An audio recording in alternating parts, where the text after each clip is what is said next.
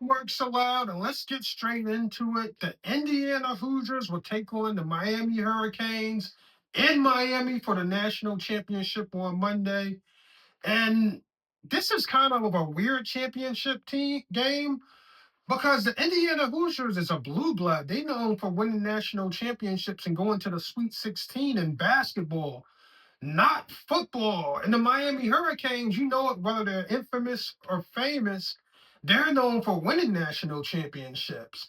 But who's the sentimental favorite? Because it, you want to say Indiana, but after seeing them blow out Oregon, putting up a 50 burger, and before that, beating Georgia's arch rival Alabama 38-3, how can they be the sentimental favorites? You know they're not the underdogs, but then you got the Hurricanes, who'll be playing at home.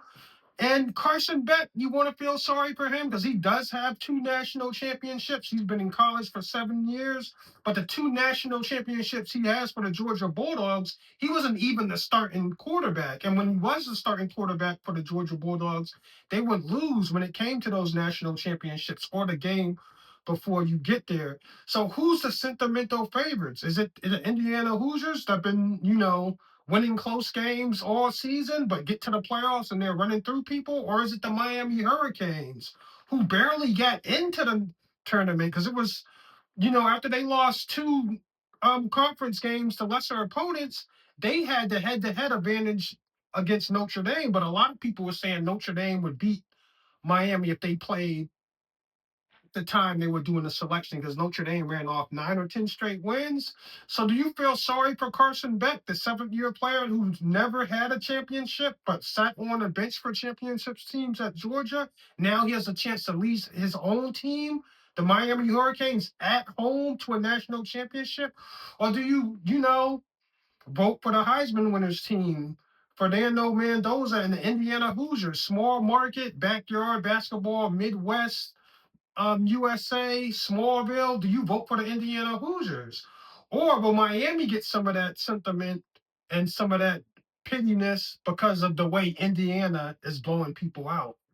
Which is going to be, you know, good to see or interesting to see how the media and how social networks will vote as far as who they want to see to win this college championship. But Fernando Mendoza is definitely the first round pick. Carson Beck, I don't know where he'll fall, but best believe this will be his last year in college. And Indiana is stacked. Surratt, you know what I mean? Cooper Jr., Fernando Mendoza, but then Miami, you got Tony making plays, you got Bain on the defensive end, and you got Carson Beck.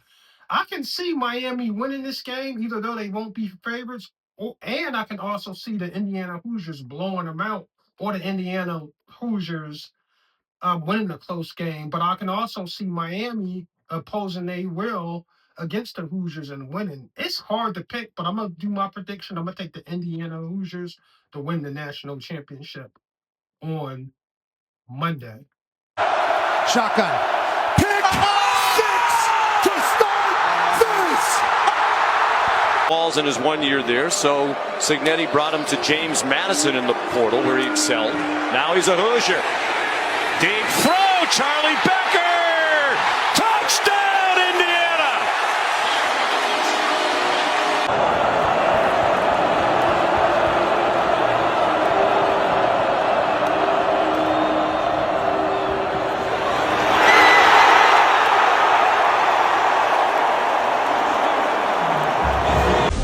And here come the Hurricanes. Miami hits the field first at State Farm Stadium in their classic white jerseys. It is win or die. There is no middle ground. Miami on the field first. It comes down to 60 minutes for history. To reach the championship will be a feat. To go no further will be a wound that never heals. He's gonna test your ass. This is the national semifinal between the Ole Miss Rebels and the Miami Hurricanes.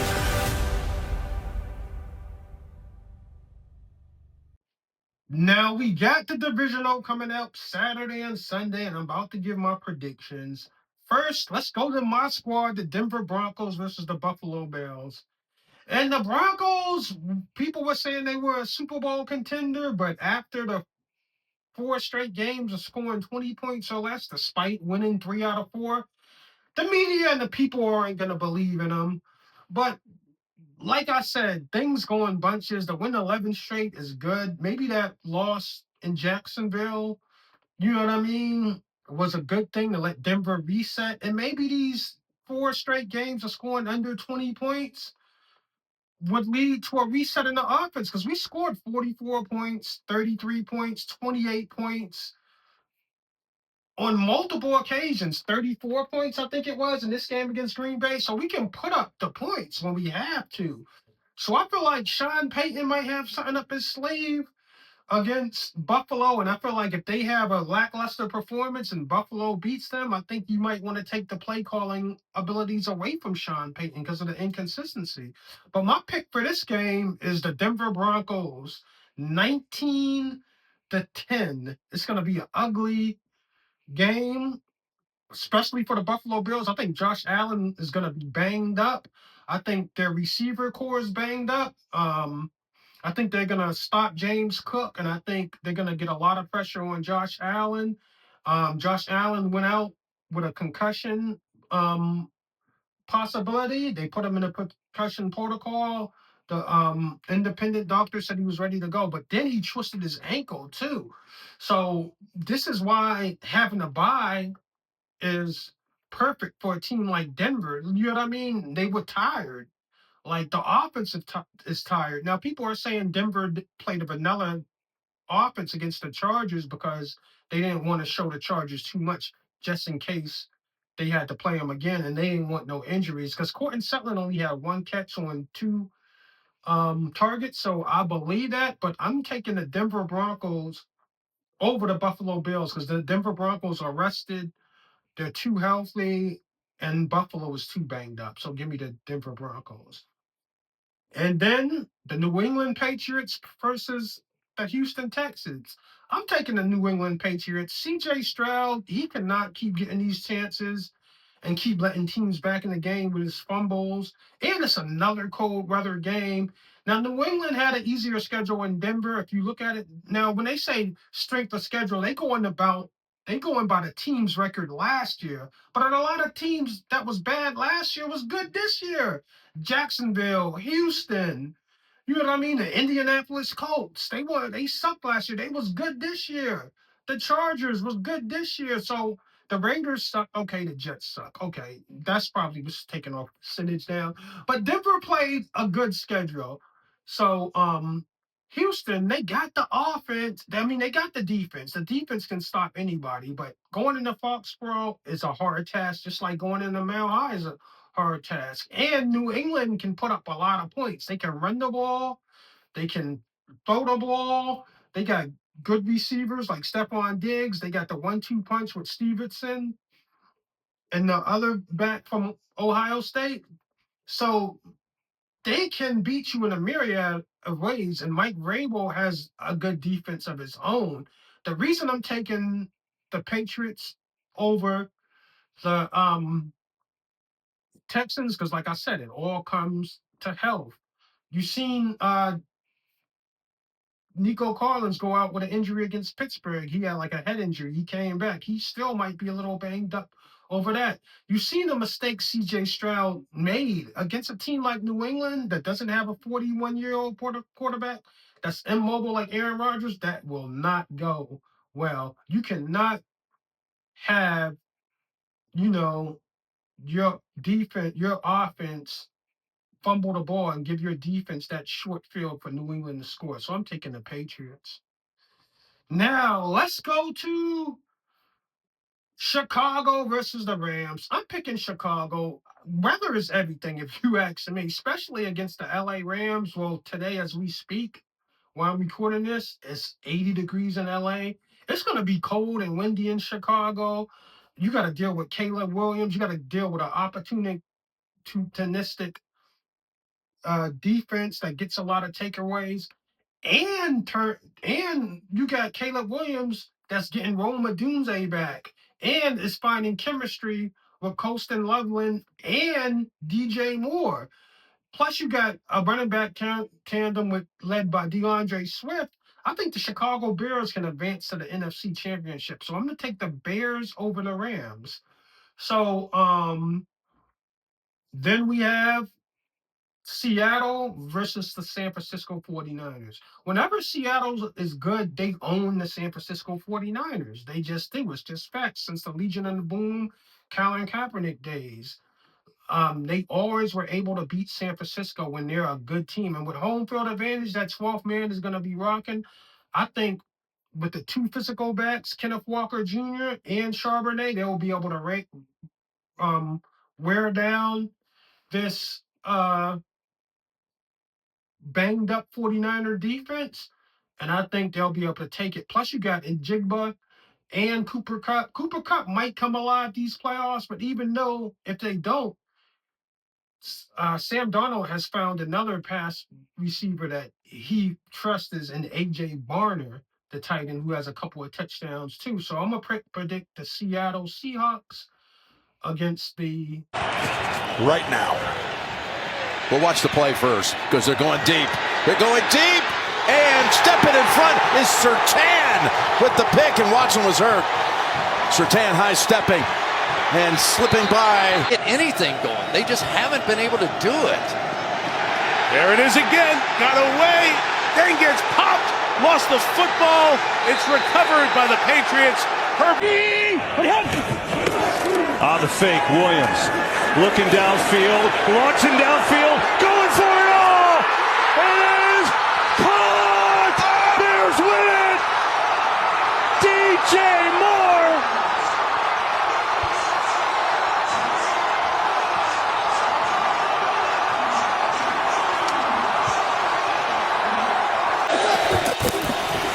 They're down and 2. Charbonnet.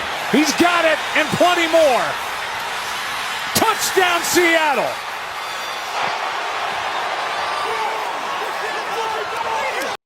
So we seen the end of the era Monday night. It was the end of the Mike Tomlin era. And it was only right for Mike Tomlin to step down and for the Steelers not to fire him, because if someone would have said, okay, Mike Tomlin, you haven't won a game for 10 years. But after watching the Houston Texans and the Steelers play, that loss was on Tomlin. Two teams lined up on opposite sides of the line of scrimmage, and the Texans just beat the brakes off the Steelers. No coach in the world, Mike Shanahan, John Madden, Bill Walsh, Jim Harbaugh, John Harbaugh, George Seifert, Bill Belichick would have been able to come up with a scheme for that ass whooping that the Texans gave to Pittsburgh Steelers. They won on both sides of the line of scrimmage. And the thing was so bad that C.J. Stroud fumbled the ball, threw a pick. He was just dropping the ball because it was so cold. This was a chance for the Steelers to impose their will on the Texans. And maybe I don't believe in the Texans, and I shouldn't. I should believe in the Texans because they did go into Kansas City and beat them in the cold. But Kansas City is not the same Kansas City team. They're not winning the close games anymore. But I feel like the Texans just gave them an ass whooping. And this was indicative of indicated that the Steelers just don't have the roster. Now, Steelers fans are delusional. They think they have the same rosters as Baltimore, Buffalo, and Kansas City, the Eagles, and the Detroit Lions, and they don't. Pittsburgh just do not have the players. They don't have the wide receivers. They don't have the running backs. They don't got the O-line. They don't got the corners. Pittsburgh needs to rebuild, and Tomlin is a great coach. He just hasn't had the rosters that John Harbaugh has. And Mike Tomlin was sick of it. He stepped down because he feels like, I can get you guys to the playoffs, but I can't get them any further than that because we don't have the roster. Now, things that Mike Tomlin's talking about doing is probably television. I think he'll be excellent on TV. No one's linking him to coaches. I don't know if he had 7 teams call him like they did John Harbaugh, but I feel like Mike Tomlin would be a great coach or a great broadcaster. So Tomlin's options is open, but I would like to see him on the network next year. especially with NFL Prime. Um, Sunday Night Football, you got Fox, you got ABC, ESPN getting games. I think Tomlin would be a huge asset for one of these networks. So Tomlin is good, and he is a Hall of Fame coach. With the rosters he had and getting all those wins, I mean, after Big Ben, he could never replace Big Ben and still made the playoffs every year. Look at Denver. When they lost Peyton Manning, they didn't go to the playoffs again. Again. Bo Nix. So Bo Nix last year was the first time the Broncos made the playoffs in 10 years. Tomlin has been doing it the same time without a replacement quarterback. So yeah, Mike Tomlin did the right thing for stepping down, and the Steelers look good for not firing him. They just, did the perfect thing. Like, you know what I mean? No drama at all. Just step down. We ain't gotta fire you, so the media don't gotta bash the Steelers and oh, you fired him, he did this and that. Like they tried to somewhat bash Baltimore. Season's over, comes to a screeching halt, and missing that kick and the winter going on. You know how it is. If my aunt had male parts, she'd be my uncle. He did? Is it official? That's what I keep hearing. So, is he a candidate here? Holy shit, Mike, wouldn't that be awesome?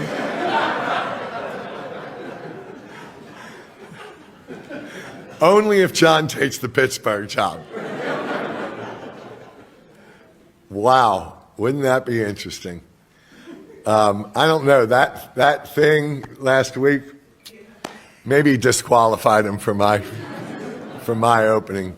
So a few episodes back, I explained to you guys why the NFL stole Christmas from the NBA. And I was right. A few days ago, it was Milwaukee Bucks versus the Minnesota Timberwolves. Giannis is back, and Anthony Edwards decided to sit out. Anthony Edwards comes and play the next game.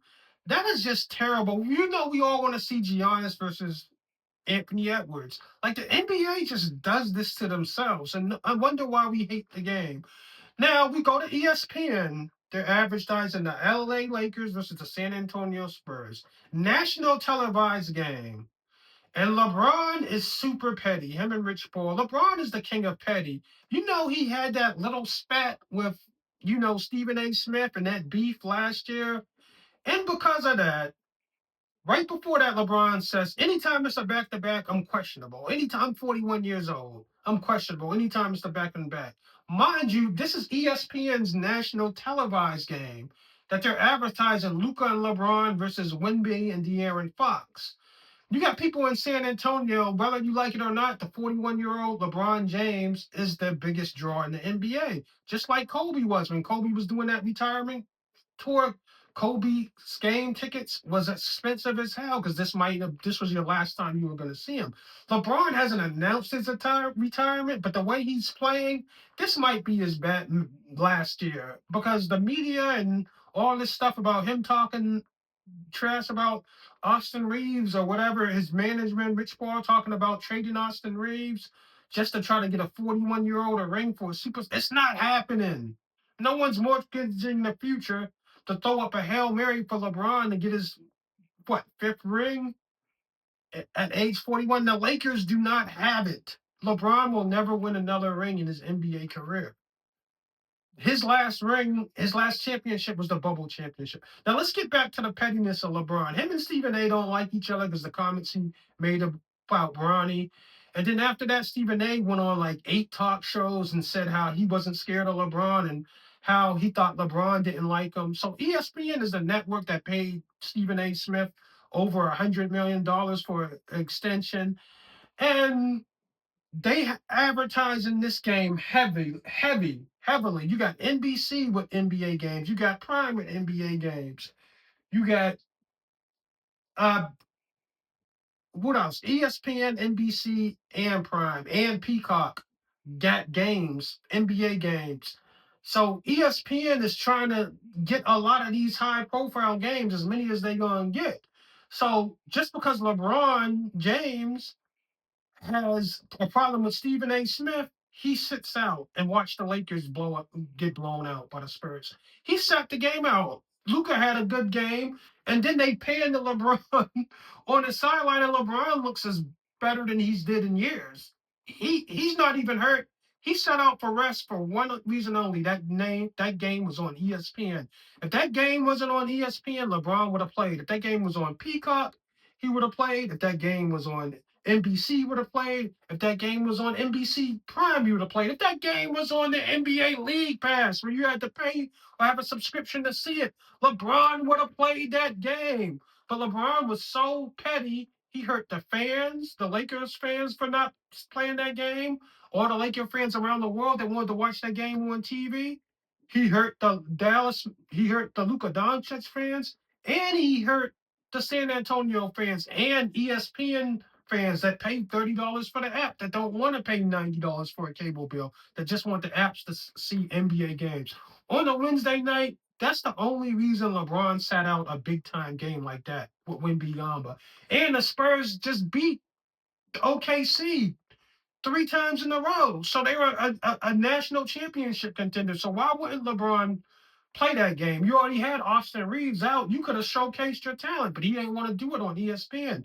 Now is LeBron going to sit out the next national televised game for ESPN? He might. And then we really know it's something there. But this is, like I said before, this is why the NBA does it to themselves, and it just completely sucks compared to the NFL. Pretty soon, Major League Baseball is going to mess around and overtake the NBA, because a lot of people are using DraftKings and FanDuel and winning money on Major League Baseball. Pretty soon, baseball will take over the NBA if these players keep doing stuff like this, sitting out games and stuff. Let me get to LeBron. I don't like his not a little bit. You do not understand the links this man would go to. This dates back more than a decade. I believe he's one way publicly, he's another way privately. You know, he might not be interviewed and he might not be quoted, but the things he says and the things he has said to people, it's gotten back to me. The things that he's tried to do, if it were up to him, I wouldn't be where I am today. It's some low. The day that he rolled up on me courtside, it was the day my contract was announced, that I had stayed with ESPN. Go